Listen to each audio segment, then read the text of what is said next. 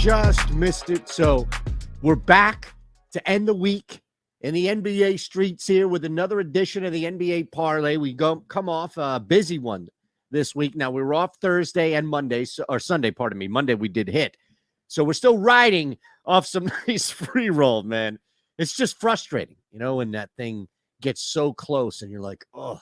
I will say this. It's another type of basketball, and I will alert and direct you to the Discord at some point because we're on fire over there. 22-6 since Monday in college basketball alone. But that's neither here nor there because you're here for the NBA and an NBA parlay. So also, just so you know, there's this deal we've been telling you about here, the World Cup, $10 into $200. That's ending on Sunday. Today's Saturday. That's it. Last time. Let's start with the Hornets and the Bucks. Now, this one here, I think when you start to look at how wide this can truly get of a spread, little surprise, just a little, that we're dealing with a team here that's only getting 6.5. Some of it might just be the nature in which Milwaukee, they lose a disappointing game last night to the LA Lakers in town. They pick up and they bounce right back, you'd think, right? Second game in as many nights against a Charlotte team that, holy shit, they needed to hold on tight. And it was to some.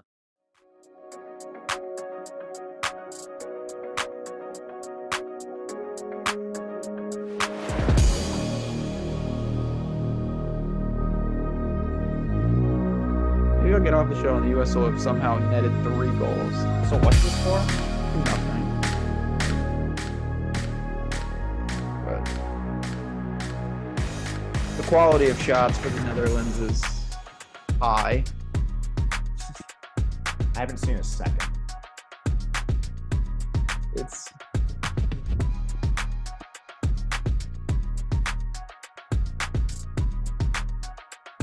all right, friends. It's that time once again, and it's championship week here in the college football world. So that's Stokastic. Slide before lock. You guys know the drill. We don't have 14 games. We don't have 25-point spreads. We got some big spreads, but this is championship week. The conferences are going to be decided. The national championship picture is going to come into focus. I am Ben Rasa. I am joined, as I always am, by Matt Gajewski. We're ready to dive in. We got a little appetizer yesterday. Couple games, including a big one. And I want to get your thoughts on that. USA is struggling as I speak. Maybe we'll get a miracle while we're on the air. But I got to ask you, I know Caleb Williams hurt a hamstring, but the entire defense could not tackle. What the hell happened to USC last night? Yeah, their coach put them in some bad spots, as you probably saw in the game. I did. I think that was the biggest thing. And a lot of people I've seen on Twitter saying USC maybe would have won that game if Caleb Williams was fully healthy. I don't fully buy it. And I bet USC. So I put my cold hard-earned money on the line and still lost. But to your point, the defense was atrocious. And it's now multiple seasons where we've had Alex Grinch following Lincoln Riley places. He was the DC at Oklahoma, faced a lot of the same criticism. Riley stuck by him. And the defense has largely struggled. And it's not for a lack of talent. You can go across their roster. They have some high caliber, highly recruited players.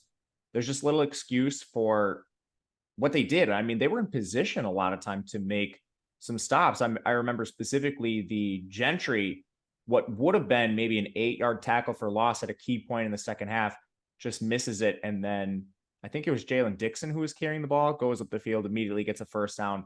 It was a third down pivotal play. And that's just one example of the poor tackling that cost them. And, Caleb was still moving the ball even without his mobility, still somehow evading some pressure in the pocket. I know he took more sacks than normal, but he got out of some situations just being slippery and was able to deliver the ball downfield. So definitely not on Caleb. He's a stud, but I think USC is the better team. I think they were outcoached, and Utah rightfully deserved to win that game.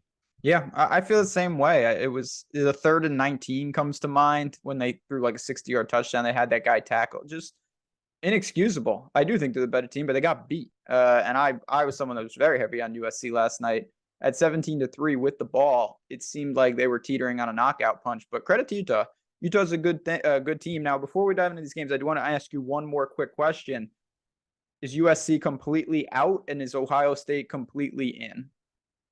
I think so. I think it's set, barring a 45-point TCU loss or something insane, which I don't even think matters because they're going to have one loss.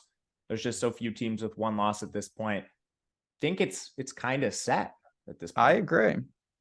I think the only thing that matters is who is going to be sacrificed to Georgia. I assume they will keep Michigan and Ohio State apart. That would just be my assumption, but you never know. And we will see about that. But let's get into it. We've got a great show ahead, of course. Friends, you want to hit the like button right off the bat. We're going to pump up those likes and let's dive into the games. And we start with, if I could only watch one game, it would be the first game. Kansas State and TCU. Of course, we've seen this story before. Wild back and forth game. TCU stormed after Kansas State ran out of quarterbacks in some regards. 61.5 point total. It's down to 1.5 for TCU in terms of the spread. Let's start with the Kansas State side of the ball. It's been a rotation at quarterbacks at times. Deuce Vaughn, of course, has remained. When you look at this team and you look at what they did against TCU the first time, what pieces do you think we want to start with for Kansas State? Yeah, I bet TCU again once we saw that line movement. But this is a great game to target. It's early. The total's solid. The spread is getting more and more competitive. So I think this is a back and forth game you can target. And it finished high scoring environment in the previous game. TCU put up 28 points in the second half. That might have actually happened in the fourth quarter. I don't know if all 28 were in the fourth, but we can see TCU score in bunches and score a lot and quickly. And Kansas State doesn't have the same defense we've seen maybe in previous years where they've been highly regarded. They will give up points, and we know TCU will give up points. So on the Kansas State side, I think we want to play somebody from this offense. And the first player that sticks out is Deuce Vaughn. Massive workload. I think Will Howard starts this game. That's my inclination. Oh, we got some rumblings that Martinez might return. That would surprise me.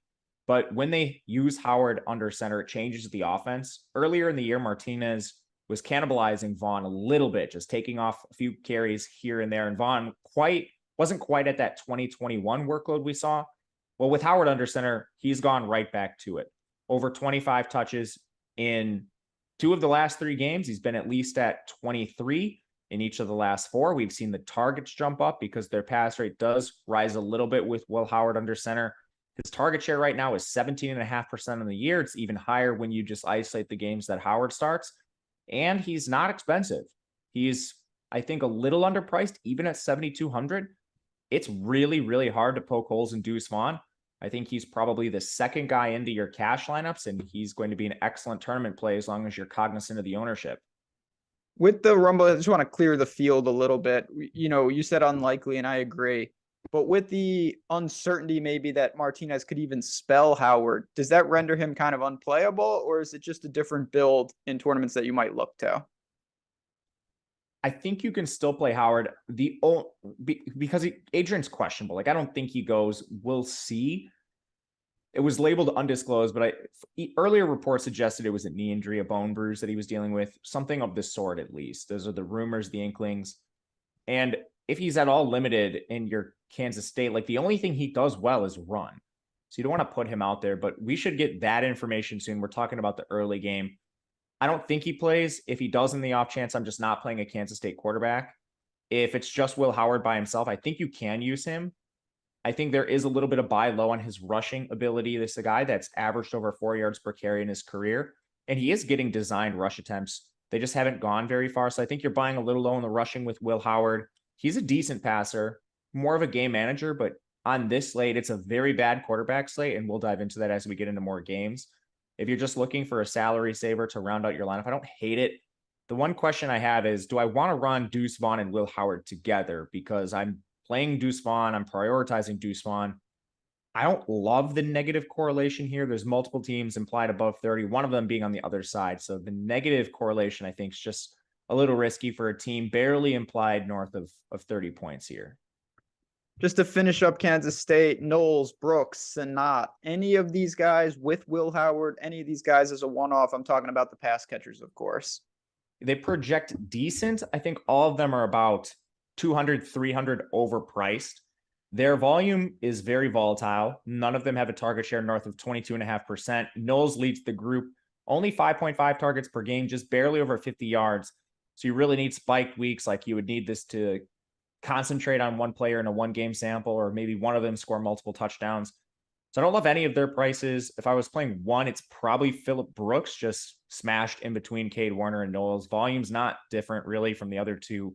The one player I think you're going to get a decent amount of if you're just running optimals is Ben Sano, their tight end.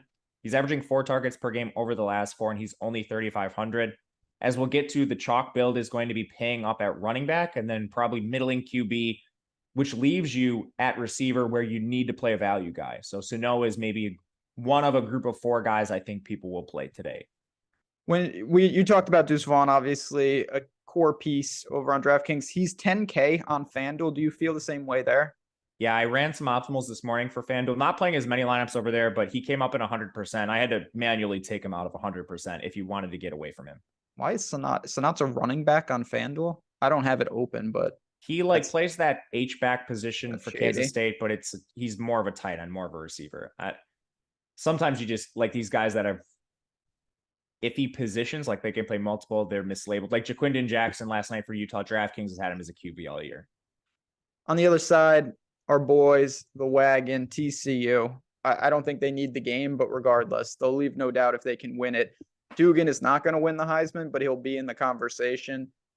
He's been fantastic all year. He's got dual threat ability. They held out Quentin Johnston. I think if it was a more competitive opponent, he probably could have played against Iowa State. I'd be stunned if he's not out there today. Kendry Miller should be running wild today. What do you have to say about the Horned Frogs, and where are your priorities? Well, just got the confirmation Adrian Martinez not dressed. So okay, there we go. Good timing. Anyway, look at this, Ben, before we do it. Oh, is it new? Yeah, so I went home for Thanksgiving and saw my parents, and loyal listeners of the show, they heard our conversation about TCU the other day, and you and I were talking about getting shirts. It was supposed to be a Christmas present, and they're just like, well, if you and Ben are going to buy shirts, we have to give you this now so you guys don't go out and get matching shirts or something, because this is supposed to be your Christmas present. So anyway, I have it early, and I'm wearing it today because love fantastic. TCU. Yeah, great shirt. Thanks, Mom and Dad, if you're watching. All right, but for DFS purposes, this is a fun team to talk about. They're still favored in this game, and it's an explosive offense.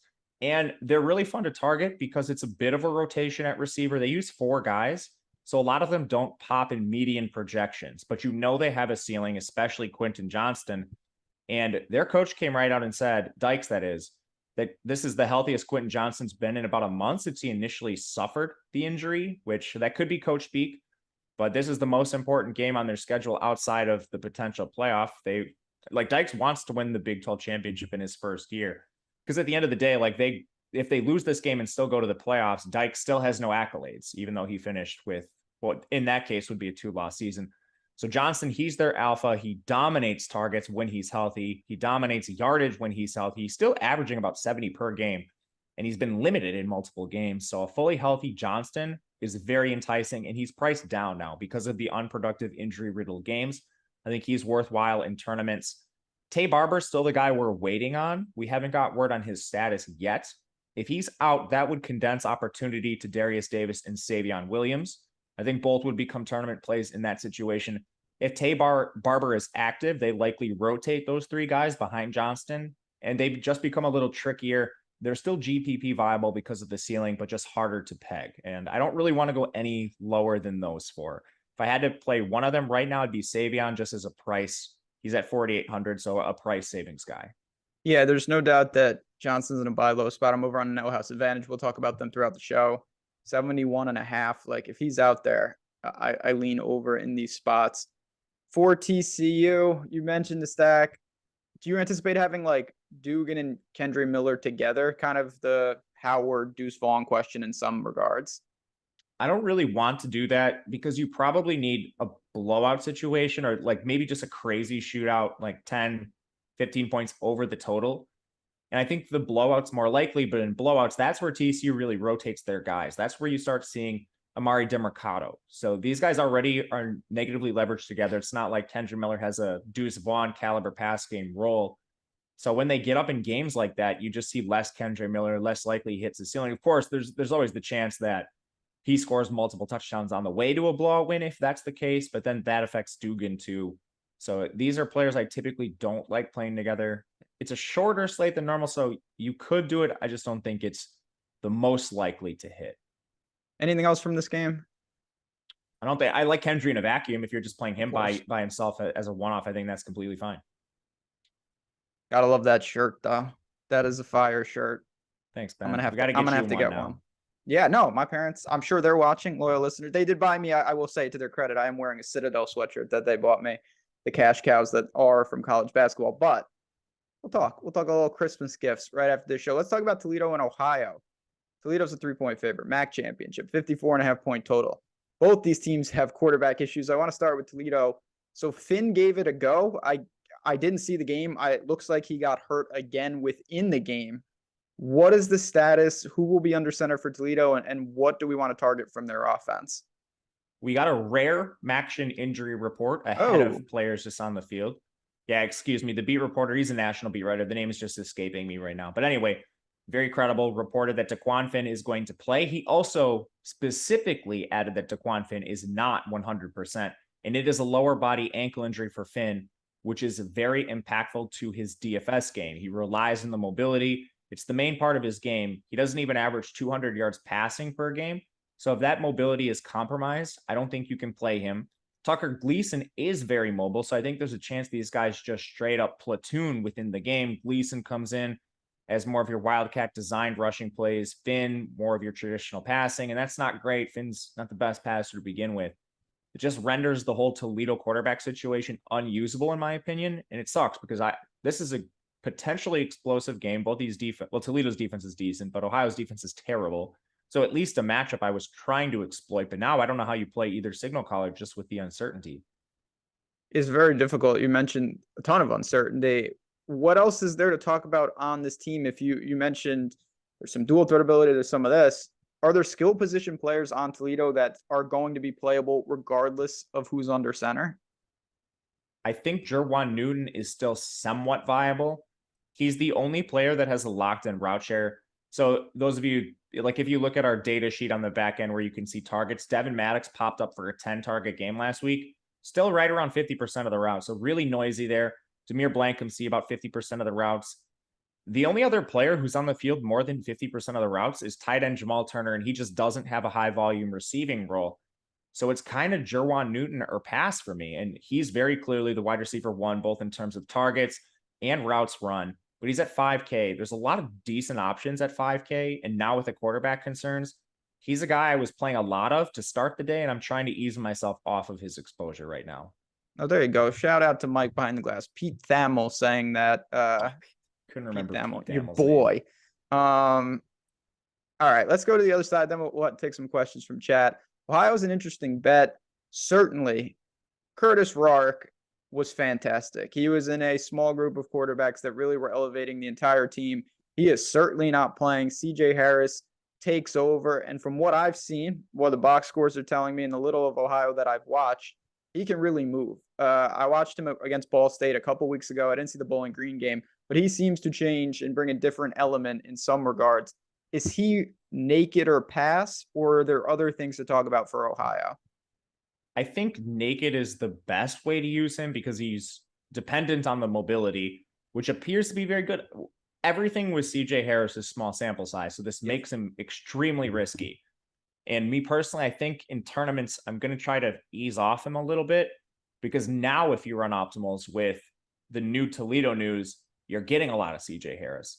The chalk builds are looking something like either Drake May, Uiagalelei as one of the quarterbacks, and the other one's cheap. And before you were getting Finn, now you're getting CJ Harris. So I think a lot of people are going to play him.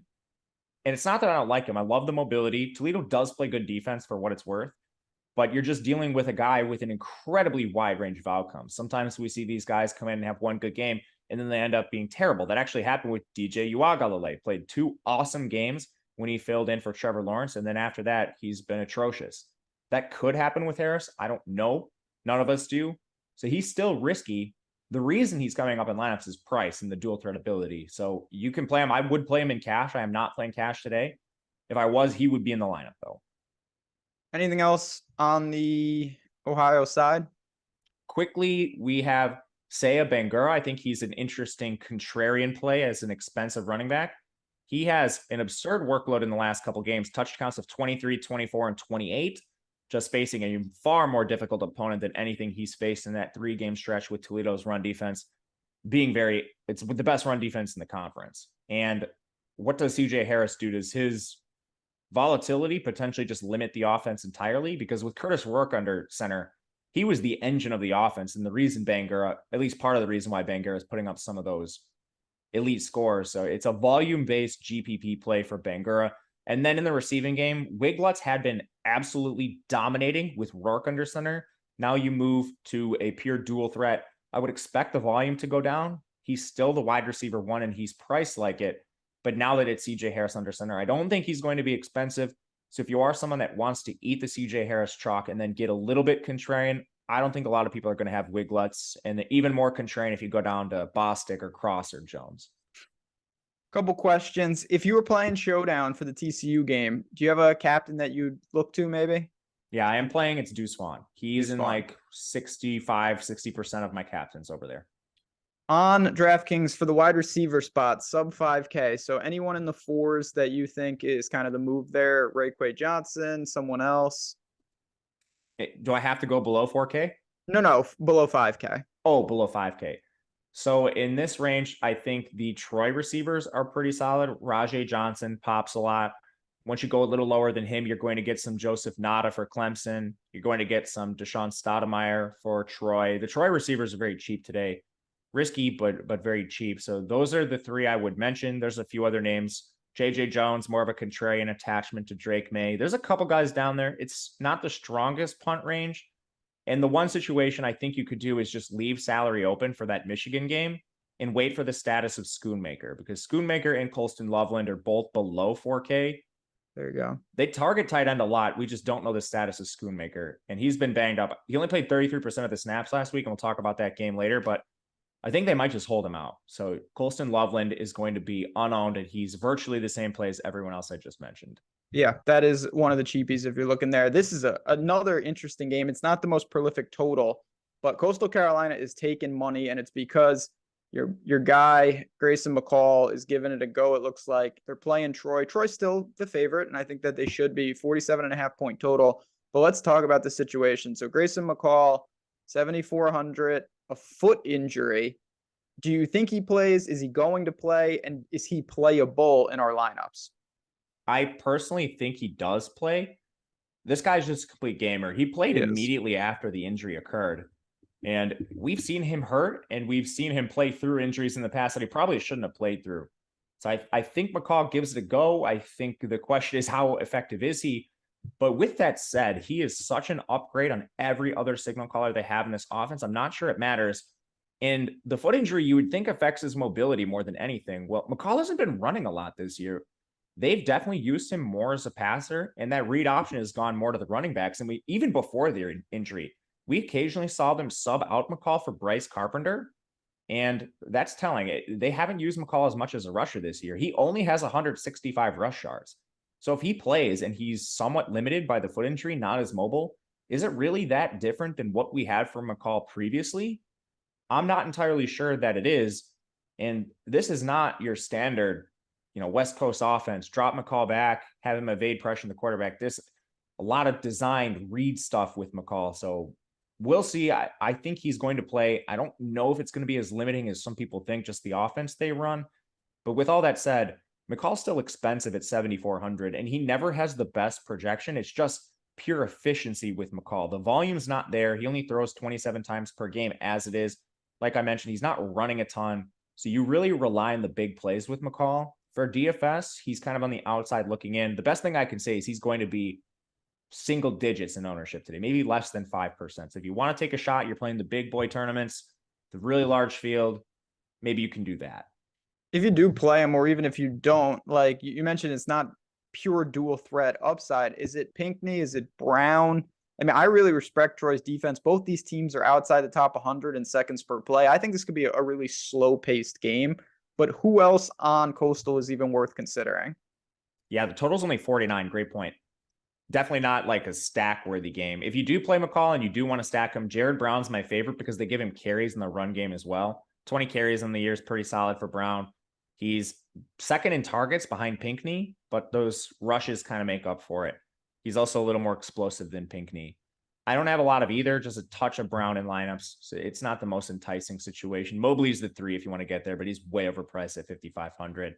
And the backfield quickly, they've returned some players from injury. Braden Bennett's back, Aaron Bedgood's back. So instead of just having Beasley and White as the only 2 guys that get carries, you're now seeing other players like Bedgood and Bennett siphon off a few carries here and there. Really tough to play at Coastal running back. On the other side, it's not super easy to understand what's going on with Troy. Obviously, they've got 2 quarterbacks that have been doing some things here and there. The value at wide receiver does stand out. When you look to this game, is it more interest on the Troy side with the value, or is there something else to possibly target? I think Troy side definitely is the value. You're walking a tightrope here because they pop a lot in terms of projections. Coastal's defense is awful.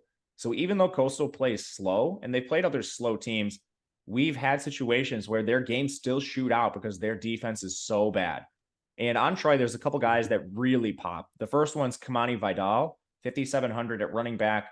This guy has a monstrous workload, 29 touches and 34 touches in the last 2 games. He's worked firmly ahead of DK Billingsley. Coastal's defense is awful, and Troy is still favored by a touchdown, even with the McCall news. So I think Vidal is firmly in play. And then these receivers are all really cheap. They're all about 500 too cheap, with the exception of Tez Johnson.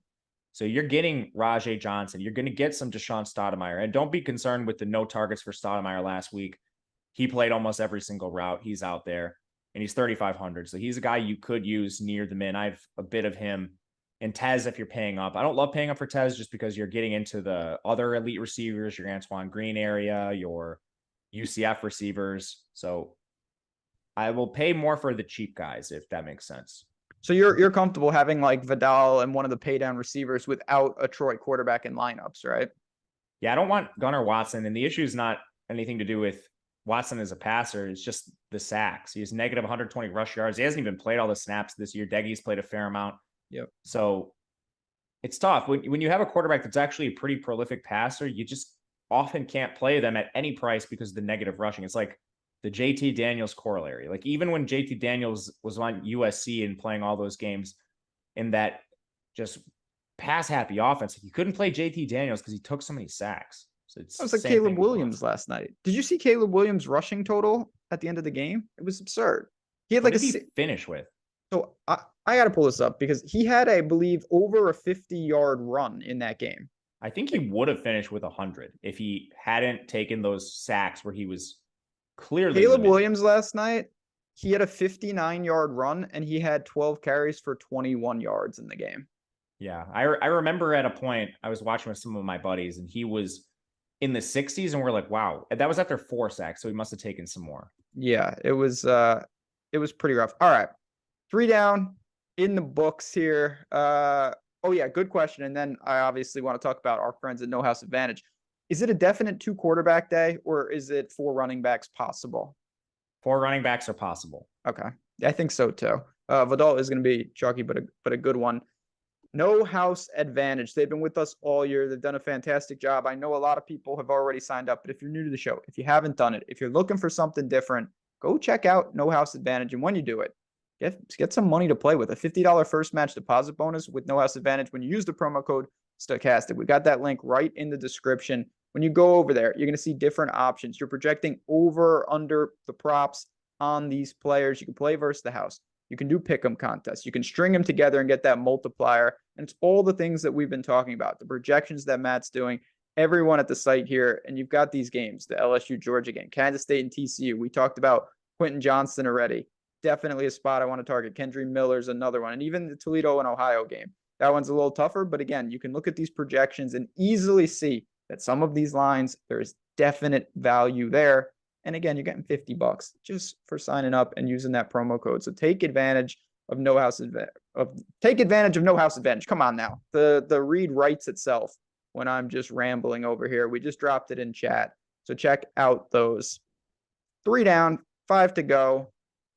LSU and Georgia. I would have been fascinated. And chat, let me know what you think about this. If LSU would have beat Texas A&M, would they control their own destiny today? If LSU won the SEC, would they have been in with their 2 losses? I think that they would have, but I'm interested to see what people would have thought about that. It doesn't matter because they got exposed by A-Chain and the lifeless, dead Texas A&M offense. What a disgrace. 38 points to that team. Now their punishment is Georgia. 17.5-point underdogs, 52.5-point total. Daniels is hobbled. Is this going to get out of hand, or do you think LSU puts up a fight? I think Daniels was more precautionary. And I know we talked about this once earlier this year when he suffered what was called an ankle sprain. They put him in a boot, precautionary, and then he played the next week and he was completely fine, running all over the place and everything. And he's taken practice reps this week, which I think is the biggest thing. If you had a guy truly dealing with a lower body injury you were worried about, he probably wouldn't be practicing. So I think we're getting most of Jaden Daniels, excuse me, not JT Daniels. It's on my mind. Too many Daniels. Yeah, after ripping him, talking about Gunnar Watson. Anyway, so I think we're getting most of what Jaden Daniels has to offer on the ground. And I think that's more impactful, more for the skill position players around him, because you do have cheaper run backs now. Like Stetson Bennett's a decent play today, and we'll talk about him. But I think if you run him, you want LSU to keep it competitive. And if you're playing a decent amount of LSU guys, I would also be guessing you're playing some Georgia guys, just trying to assume the game maybe shoots out and LSU keeps it closer than we're anticipating. And in that instance, Malik Neighbors and Kayshon Boutte are pretty cheap. They're both mid 5Ks. They're the only two players on this offense that have both a locked-in target share and locked-in route share. So I think they make some sense. And that's just a bet on, okay, I hope this offense stays competitive enough where we can have the game potentially shoot out. I don't really think I'm going to touch Daniels. I don't have any of him right now, literally zero. We'll see if that changes later as we go through here in the last half hour, but I don't think it's going to. It's so difficult to run against Georgia. You're also more than 2 touchdown underdog. Do you not even look at this backfield? I don't think so. I think they're going to go to 3 with Josh Williams coming back. Yeah, it is a little too crowded, and he is expected back. You mentioned Neighbors, Boutte. I don't have anything else to say. Let's just go to the Georgia side. If I've missed anyone, we can always circle back. You mentioned Stetson Bennett. Of the teams today, where does he fall? Is he in the middle of the pack? Is he a priority at quarterback? Is he not in the pool? How do you break down a guy that quietly just gets the job done seemingly every week? I think Stetson should be in the pool, just mainly because of lack of alternatives. And he's a player that has some rushing ability. It's an explosive offense that we've seen. They had a pass rate above 50% at the midpoint of the year. It has since declined. They really require their opponent to push them. Spread is wide here, so there's a very good chance that that doesn't happen. But, in games where it does, like even Missouri, Stetson Bennett, he didn't throw the touchdowns because they settled for 1 million field goals, but he was well over 300 yards passing. So when they're in competitive games, they'll push the ball downfield. They'll use Stetson Bennett, and that trickles down to the pass catchers as well. So if Georgia stacks are contrarian, I like targeting them. Their implied team totals are always high because they're massive favorites. And the upside's there if they're pushed. That's the big if. So you'll have, I don't want to say, blanket statement, but in a Georgia stack, you'd be very inclined to have an LSU run back to keep them honest and keep them focused. Yeah, I'm pulling up my Georgia stacks right now. I'm only running 30 lineups today, and I have 3 stat lineups, and there's a run back in 2 of them. So most of them, yes. And you're looking, because Georgia, they can spread it around so much, but Ladd and Bowers, so all the normal guys in terms of the attachments. Ladd and Bowers specifically, yes. Okay. What about that backfield? Milton, McIntosh, is it too crowded? Is it typical Georgia? We've asked this question basically every week of every slate, but is this one where maybe there's enough consolidation and volume? I think it's too wide to get to. There's always upside if one of them scores 3, but it's a really difficult bet to make because they literally use 4 guys. Anything else from this game? I don't think so. You bet it? I did not bet it. I like the over a little bit. I should have bet that. You were so right. It took money. It's up like 2 points. It took money. That was one. I have a feeling that Georgia either hangs 45 or LSU hangs 24, and either way, we're getting there. But yeah, this is one. We had a question about sneaky shootout potential. Not saying this is the most likely, but of games that people weren't thinking of, I could see this hitting 70 points in various runouts. So keep that in mind. All right, halfway home. Fresno State and Boise State. Should have been Air Force. I don't know why. I just wanted it to be. Fresno State's a really interesting team. because half the year we were talking about Jake Haener and half the year we were talking about Logan Fife, and the difference in the personnel couldn't be more extreme. You always mention Oklahoma State, and I think you're right, is maybe the biggest drop-off.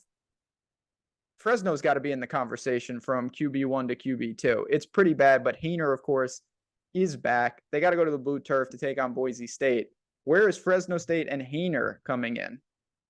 Yeah, I'm pretty sure, correct me if I'm wrong, that Fife is a 2-star. Like, he's a really low-level recruit. So I'm not surprised that the drop-off is that high. This game is kind of sneaky, too. Fresno's defense isn't great.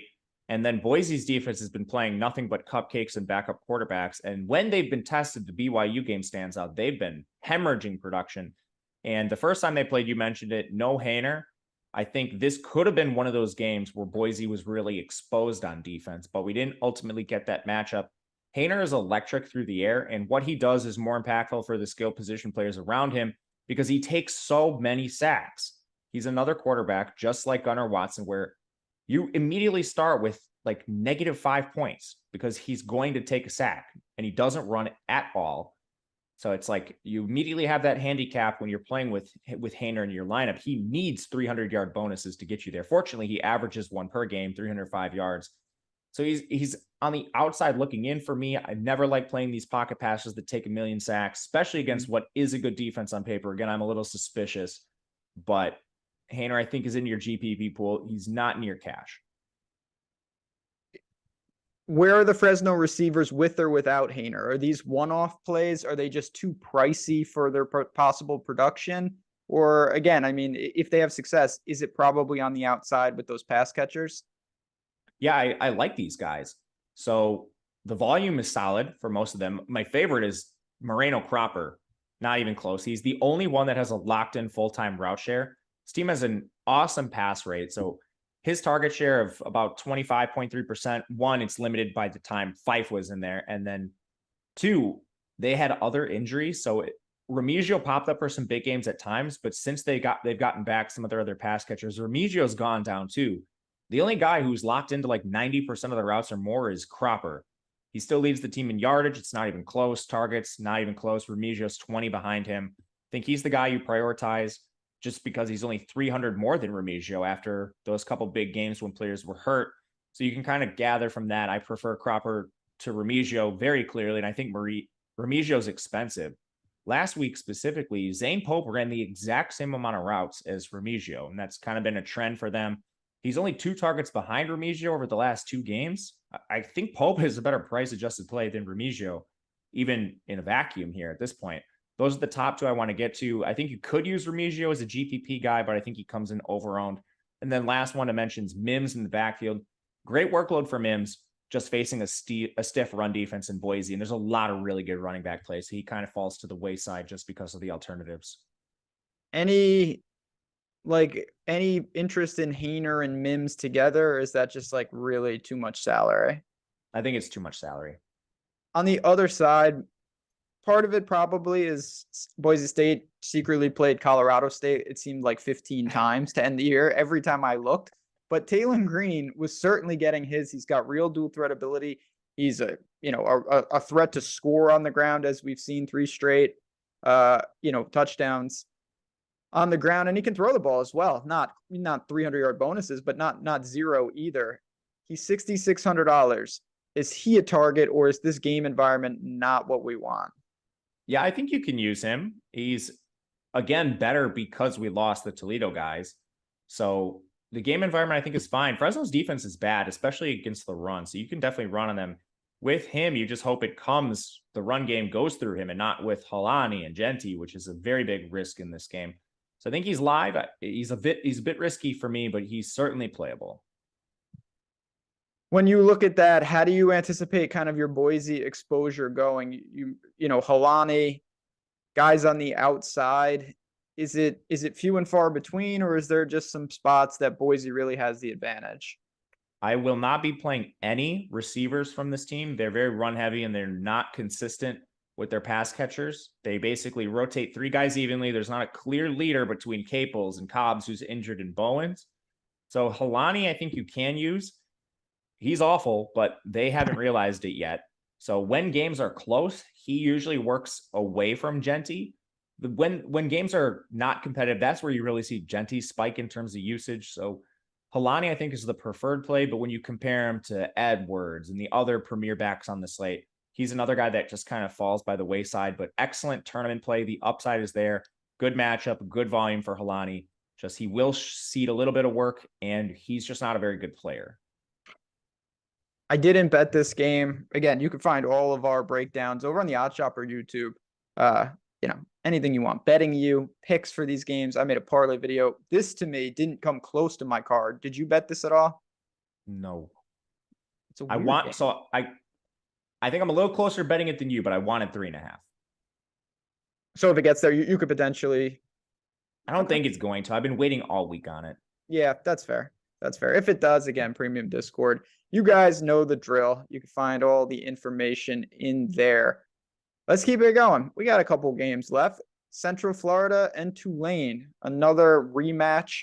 Central Florida went in there the first time and handled them. 57-point total. The books think that Tulane will get their revenge today, and we're going to find out. But let's start with Central Florida. Let's start with Plumlee.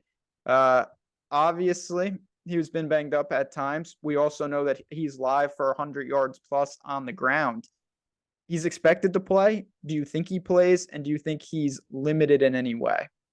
I think he plays, and I'm a little optimistic with him. He's been practicing all week, which is great. Malzahn has been very positive, which he hasn't always been with Plumlee, so that's another good sign for me. And then this is also not a new injury. So last week, they played USF. It was closer than it should have been, but I think part of the reason it is they took Plumlee out of the game early. So to me, it had the looks of more of a precautionary absence than anything else. But again, we don't know. So I don't think people are going to play Plumlee. We know the upside is electric. We're kind of starved for elite quarterbacks on this slate. We've been through a bunch of them right now. None of them really just pop off the page. Plumlee has that slate breaking ability.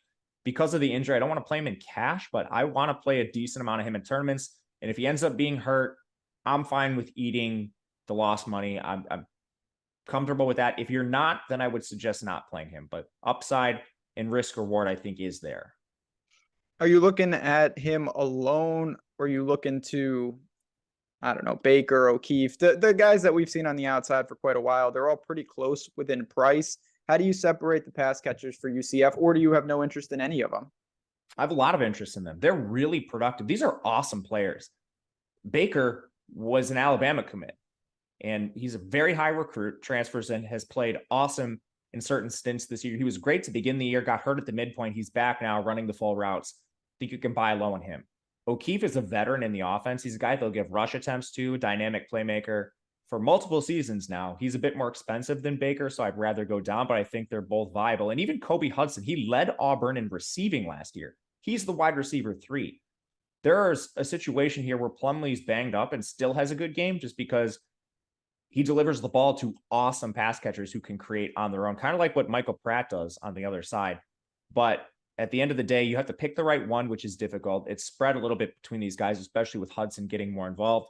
I'm trying to mix and match with a preference towards O'Keefe and Baker, but it's pretty close for me. I think all of this UCF side is going under-owned.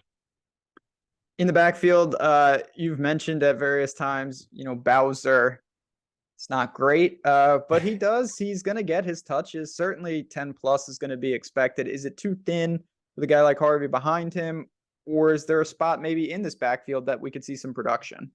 I think you can throw some darts. I don't love it. Just you're really taking shots on what is a 50-50 committee here. And they will give Bowser more touches than Harvey, even though Harvey has just run laps around him in terms of total yardage efficiency.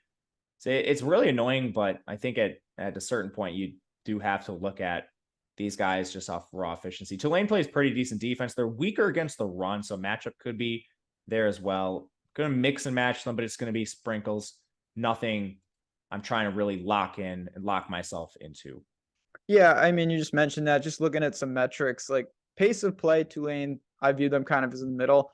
Opponent yards per rushing attempt, Tulane 62nd in the country. Not a glaring hole, certainly not a strength of a defense that I respect. And I respect this team, and they are at home. Once again, the game is in New Orleans. So we saw this. It was 38-31 the first time. I definitely think that UCF can't be ignored here, but at the same time, I do kind of lean to Tulane in the game. And let's talk about Tulane. They've been an awesome team all year. You've been all over them. And there's some arguments that, I mean, a lot of teams could say this, but Tulane honestly could be undefeated. They're 10-2. They lost to Southern Miss, which is ridiculous, and they lost to UCF. This could be a 12-0 team. Yeah, we talked about it. They had almost 200 more yards than Southern Miss, and if they didn't have 2 turnovers against UCF, I think they probably do have a win in this game already.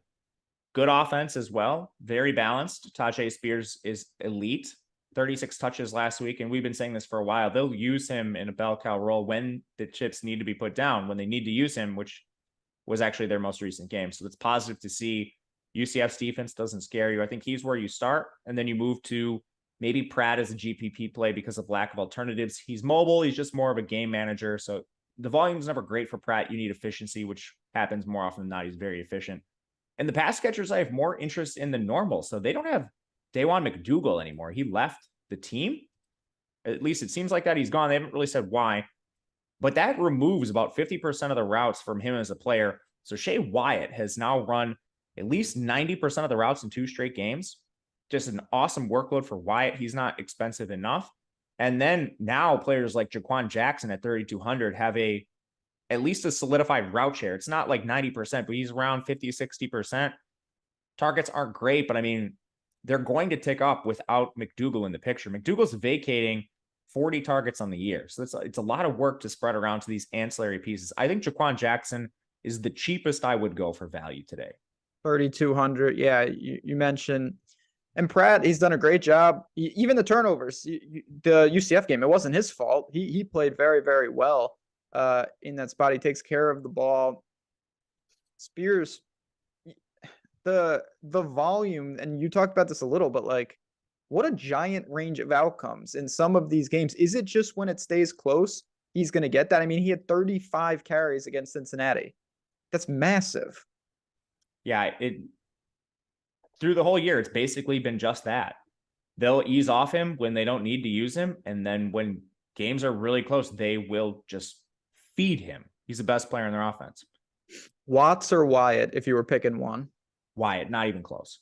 There you go. And just to explain why, Wyatt, he's seen the giant jump in routes. Watts has not seen a change. He's still around 60%. So that's why it's not close. Favorite play from the Tulane side? Is it Spears? Spears. Yeah. Yeah. Okay. We'll get to the final 2 games. No doubt about it. Don't worry about it. I got you covered. We'll answer those 2v2s or 1v1s, whatever you guys want. But I got to tell you about a little free money action courtesy of our friends at BetMGM. And there's only a couple days left because the World Cup is rapidly ending. And for the U.S. team, it's ending right before our eyes. But you can get, even though they lost, even if you bet them and you followed the instructions at BetMGM as a new user, you would have got $200 just for doing that by betting $10. The link is in the description of this video. All you got to do as a new user, you go down there, you click it, follow those instructions. You're going to take $10. You got to bet a World Cup pregame money line. It doesn't matter which team. Take your favorite team. Take a team you hate. It doesn't matter. You're going to get $200 in free bets once a team scores. Even if nobody scores, you get it. It's just a marketing ploy. It's running out of time. Only a couple days left. So if you want to do it, my man Mike just dropped that link in chat. You see it right there. Click it and sign up. I know a ton of you have already got your $200, but if you're looking for a little bankroll boost and you haven't signed up for BetMGM, no better time to do that. 10 into 200. Okay, couple questions here. We've got Harvey or Maccabee. I know we haven't talked about Maccabee, but where would you go there? Harvey. Charlie Jones or Quentin Johnson? Those are 2 straight alphas. Straight alphas. I would try to correlate if you can. If you cannot do that, I prefer Quentin Johnson just from a tournament perspective. What about Moreno Cropper? Where does he kind of fall in there? He's ahead of them both. He's awesome. Okay. That guy, you really like this guy. He is good. He's in a better game environment than both of them. And he's a wagon. O'Keefe and Jackson or Pope and Rajay Johnson from Troy? It is can you say him again? Sure. O'Keefe and Jackson or Pope and Rajay Johnson? I'll take the O'Keefe side. O'Keefe and Jackson. There you go. All right, let's keep this moving. Let's get to these games. We got Clemson and UNC, ACC championship. Clemson disgraced themselves last week. and it's just eliminated. They lost their 40-game home win streak to South Carolina. I don't know. I have constantly overrated Clemson all year, but even in this spot, I think they're just going to dominate North Carolina, particularly on the ground with Shipley and Maffa. Don't know how UNC's defense, 98th against the run, 112th in opponent yards per play. How are they going to stop them? Talk to me about DJ and Shipley and whoever the hell is catching the ball. They're not going to stop them. It's just a matter of what does Clemson do? Rumors coming out of Clemson are they're going to lose one of their quarterbacks at least to the portal. So I really question, like, do they play Klubnik in this game? They've committed to Uagalele starting, but what does that mean? How much does he play? If he plays the full game, they probably use him a lot as a runner. So Uagalele projects well, especially if you give him 100% of the snaps.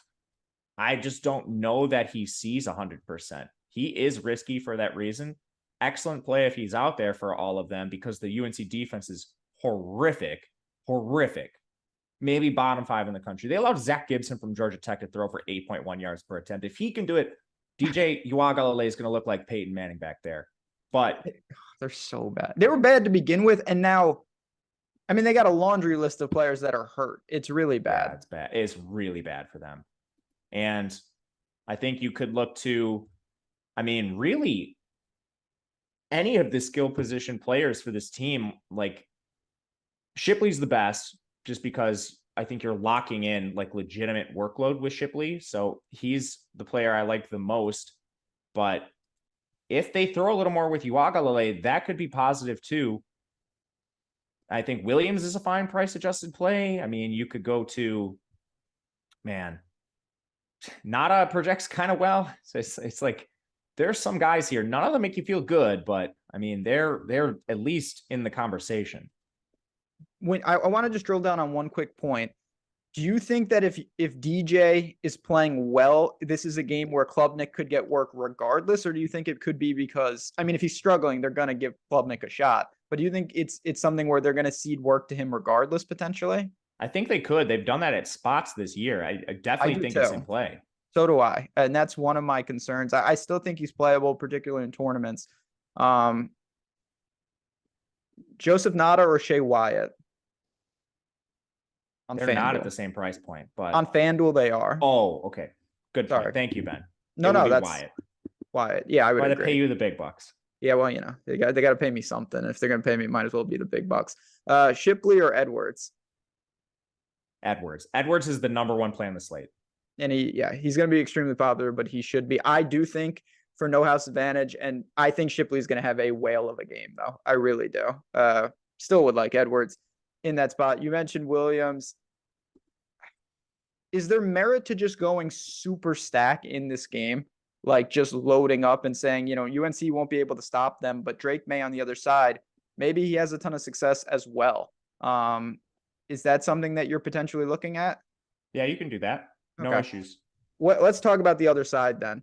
Drake May and these guys, he kind of is in the Curtis Rugg. You talked about this on Betting You. Like Drake May is dragging a lifeless team to the finish line. They've lost 2 straight. He's at 35 touchdowns and 5 picks. He hasn't been nearly as effective in the last 2 games, just 1 touchdown and 2 interceptions.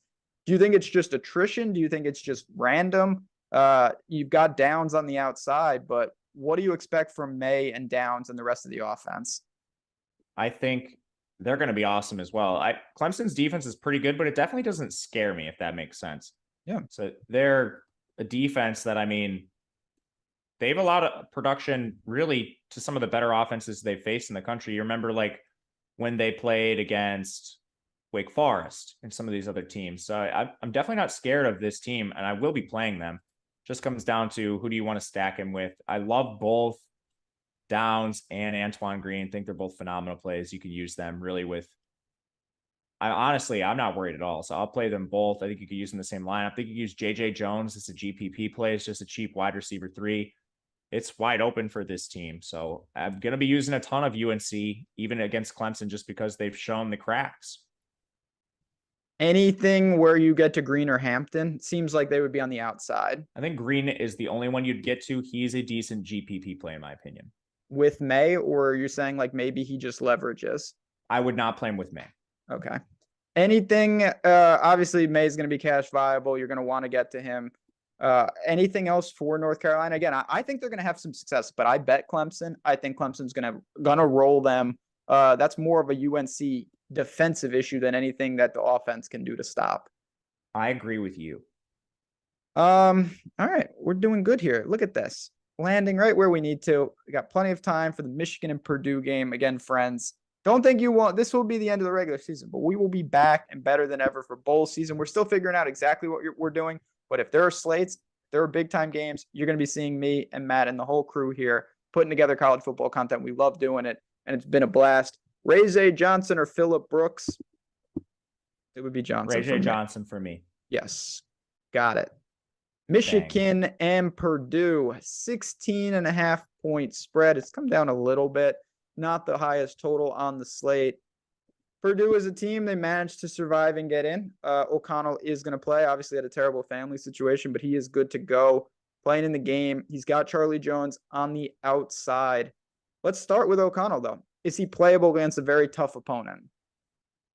I don't think so. It's the sacks again. Just so many sacks that I don't really want to play a guy like that. When we look at Purdue, then, we know that Charlie Jones is going to get his. It's a volume-based situation. They pepper him with targets. How big is the drop-off to the next Boilermaker that you might want to get to? It's massive. It seems that way, doesn't it? Yeah. It's massive. You want to play Charlie Jones and probably no one else because Payne Durham's expensive. TJ Sheffield's expensive. They're both like 1K too expensive based on their roles. So is that really just like you're using Charlie Jones maybe as I don't even want to say a run back, but more as a one-off? Yeah. Yeah. Okay. Or trying to prioritize him. Well, I mean, Donovan Edwards is in 100% of my lineup, so he's naturally going to be correlated. Yep. Oh, yeah. So let's talk about that because this is the last team. Let's get JJ out of the way. Are you going to McCarthy at all, considering you are already jamming the rushing attack? I don't have a ton of McCarthy, but a little bit just because he's in that price range where we don't feel really great about anybody. And I think the chalk is CJ Harris, and I don't feel good about him, certainly. Ronnie Bell, Wilson, Johnson, when you get to JJ or even just as kind of an outside wide receiver, is there merit to maybe going to one of those guys? In GPPs, I think if you're stacking, otherwise I probably would not do it. You mentioned keep an eye on, this is the last game. This is 8:00 at night. So Loveland, Schoonmaker, some of these are maybe late swap or pay down potential options. Yes, but the issue is you're going to have to wait. And I think a lot of people are already going to have, I mean, the best thing is you're going to have that information. So I'm fine with it, but you're going to have to work with that situation. You're going to have to pay attention for sure. So we know, we just had a question about must plays. Edwards would be at the top of that list. Yes. Do you have any lineups that have $9,600 combined Edwards and Stokes? No. So you're not playing Stokes at all then? I am not. Okay, that makes sense. Do you see merit to, I mean, sounds not really like saying maybe he works in more. You think this is just Edwards and Edwards? Personally, I do. Okay. That makes sense. Anything else in this game? I do think Purdue will keep it respectable. I'm not sure how that translates to the DFS side, but I do think that Purdue will be able to work enough to keep this within the spread. I think so too. I don't feel good about it. It's more of a motivation than anything else. But ultimately, I do agree with you. All right. Couple questions, then we'll call it a day. Everyone can go again. You want more? Chopper YouTube. We got plenty of shows coming up too. We got MMA. We got NFL. We got all sorts of things on the Stokastic Network. We appreciate you guys tuning in. Neighbors or Butte, the LSU receivers? Neighbors. Are you willing to play Stoudemire and Vidal in the same lineup? So having two Troy guys maybe without Watson. Yes, but I don't like it. Butte and Downs. It's got to be Downs. I don't know if they're at the same price, but I don't have that in front of me. Say that again. Butte and they're not at the same price point. Yeah, Downs. Tay Barber or Savion Williams? TCU game. Savion. Do you like the over in the Fresno State game? I really have no feel on that game. I do think that Boise will control a little bit. But what do you think in terms of the pace and maybe where that total lands? I like it. Not a ton though. Man. I don't think I'm going to play a lot of that game. Like for DFS, I think it's an over or pass. But man, I think it's probably pretty close. Little suspect on the defenses. Guess over is the way I lean, but don't feel great about it. We got a 2v2. Antonio Williams and Cade Warner, or Ray J. Johnson and Newton. Say that again. We got Antonio Williams and Cade Warner, or Ray J and Newton. I think Ray J and Newton. We got a super chat from Jeff Williams. Appreciate that. Talking about some of the wide receivers for DK Cash. When you look to the outside, how do you anticipate you kind of looking? Moreno Cropper? Is it Quentin Johnston? Is there pay downs? Who do you think are some of the cash viable wide receivers on DK? I think Cropper is viable. Yeah, I think. Can you look to one of the Troy maybe pay downs? Ray J? Yes. I think that's where I would look as well. And then it would be kind of related to what you have left. But, you know you're going to plug Edwards in. You're going to get the quarterbacks. Maybe you pepper Vidal as well. Vidal and Miller, or Vaughn and Shipley. Man, those are four fantastic players. But yes, the Vaughn side. Best question. It's not even a question. It's a statement. College football DFS way better than the NBA. You know that's true. Favorite 39 or under, it would be Nada for me. Same. Shipley or Spears? Spears. And on that note, friends, we've hit the clock. Appreciate you guys. If you can do us a favor, if you're enjoying this free content, hit the like button on your way out. Make sure you subscribe to this very channel. Obviously, I know you all love the work that Matt does. Works tremendously hard on our college football product, and we hope that you guys enjoy what we put out and what we have as part of our Stokastic package. So if you're ever looking to get inside the ropes, you know the drill, stokastic.com/join. But for me, for Mr. Gajewski, for Mr. Lawrence behind the glass, for all of us here at Stokastic, thanks again for watching. We will be back soon enough. When the bowl games are here, we will be here as well. But until then, good luck today, no matter what you're playing and what you're doing. We'll see you guys soon.